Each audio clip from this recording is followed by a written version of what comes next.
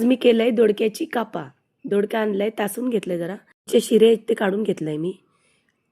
दोडक्याची भाजी सुद्धा अप्रतिम लागता.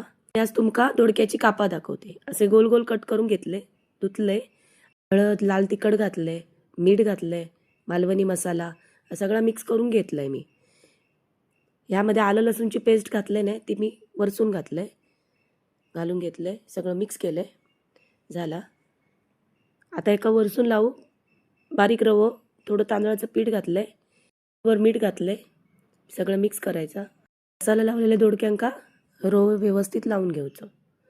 आता गॅसवर तवं ठेवलंय, घातलंय आणि एक एक दोडकी व्यवस्थित त्यावर तव्यावर घालायची आणि चांगली कुरकुरीत होईपर्यंत आपल्या भाजून घ्यायच्या. तर मी अशी बारीक गॅसवर सगळी भाजली आहे.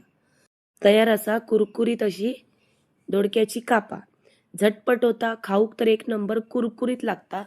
करूची असा तर तुम्ही तेव्हाची तेव्हा करा, नाहीतर ती नंतर नरम पडतली. आवडली तर लगेच माझ्या चॅनलला सबस्क्राईब करा.